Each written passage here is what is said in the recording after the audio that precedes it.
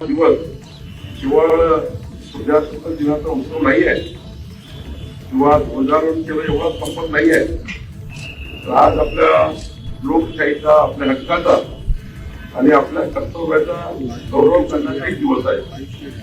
आजच्या दिवशी महामानव डॉक्टर बाबासाहेब आंबेडकरांनी दिलेल्या संविधानाच्या माध्यमातून समाजाच्या शेवटच्या व्यक्तीच्या कल्याणाचा जो संकल्प संविधानातून झाला आहे, या संविधानाच्या माध्यमातून, आपल्या मजबूत संविधानाच्या माध्यमातून, जगातील सर्वोत्कृष्ट संविधानाच्या माध्यमातून 140 कोटी भारतीयांना विकसित भारताकडे देण्याचा हा दिवस आहे.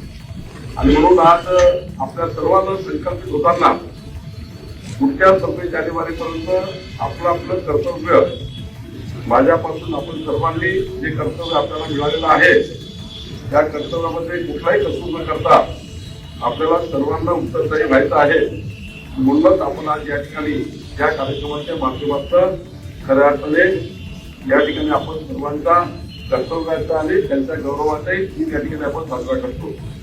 खरं तर मला एक बाबीचा अभिमान आहे की मागच्या मी 7 वर्षापासून या जिल्ह्याचा पालकमंत्री म्हणून सर्वात मोठा काळ आहे आणि या जिल्ह्याचा पालकमंत्री म्हणून खरं तर महामानव डॉक्टर बाबासाहेब आंबेडकर यांच्या पदस्पर्शाने सुनीत झालेली भूमी आणि ही दीक्षाभूमीची भूमी या ठिकाणी मी पालकमंत्री आहे, याचाही या ठिकाणी मला खऱ्या अर्थाने अभिमान आहे.